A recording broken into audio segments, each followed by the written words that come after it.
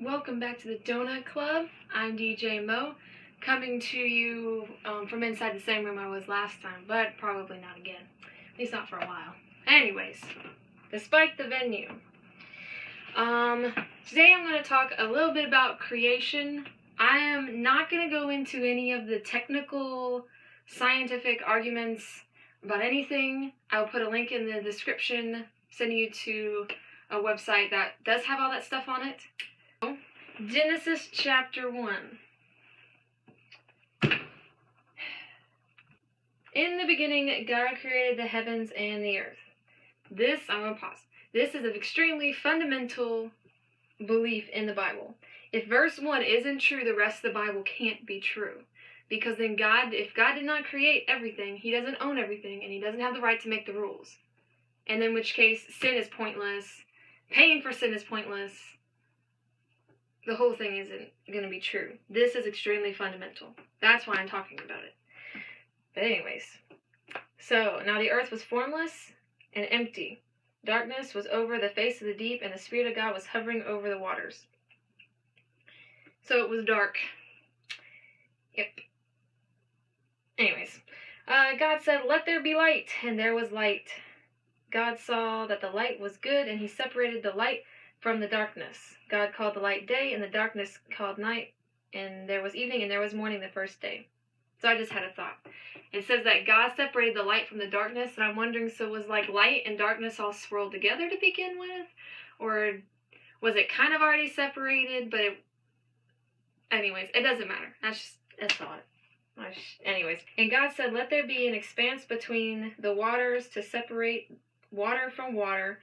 So God made the expanse and separated the water and the expanse, that's a lot of expanses, from the water above it, and it was so. And God called the expanse sky, and there was evening and there was morning the second day. So he made sky. Imagine there not being sky. Or maybe not. Imagine that, you might hurt your head. Never mind. And God said, "Let water under the sky." Okay, good, we're calling it sky now. And God said, "Let the water under the sky be gathered to one place, and let the dry ground appear." And it was so. God called the dry ground land, and gathered the water, and the gathered waters he called seas. And God saw that it was good. That's good. I mean, imagine not having land anywhere. It's just a bunch of water. I mean, we have sky too, so we can breathe, but we'll be drowning. Depending on how long you can tread water. There's no sea creatures in the water, so no sharks are going to eat you, but, at least not yet. That's not till day 5. Anyways, this is still day 3.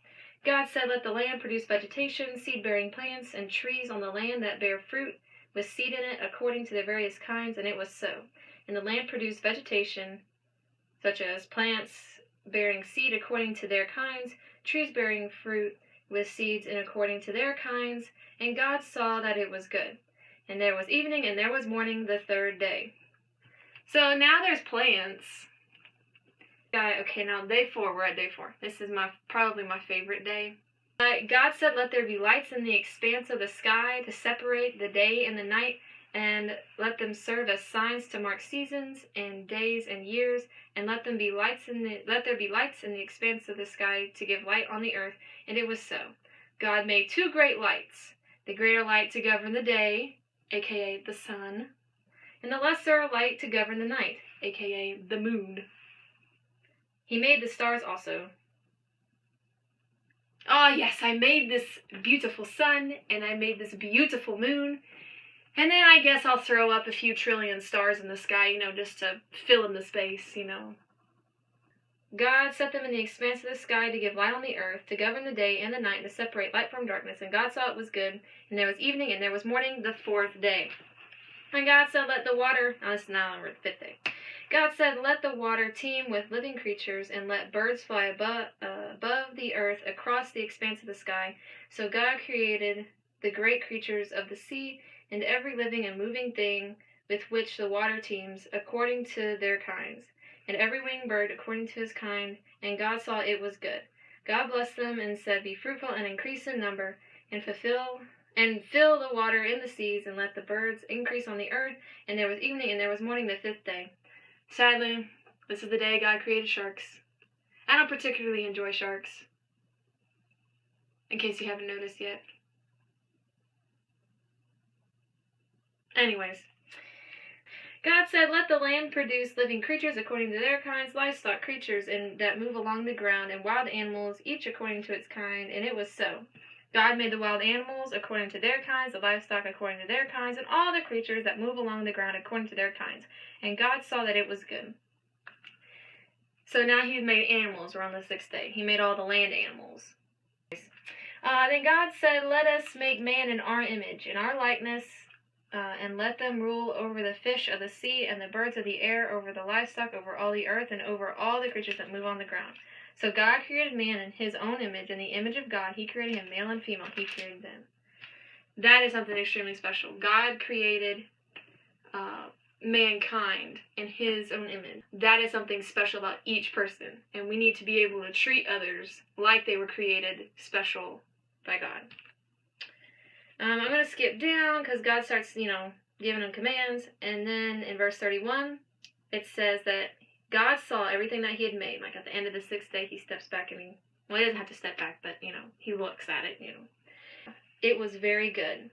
And there was evening and there was morning, the 6th day. Thus the heavens and the earth were complete in all their vast array. And then day 7, God rested. Oh, here's the donut hole. See, you can read a passage and it's like eating a donut.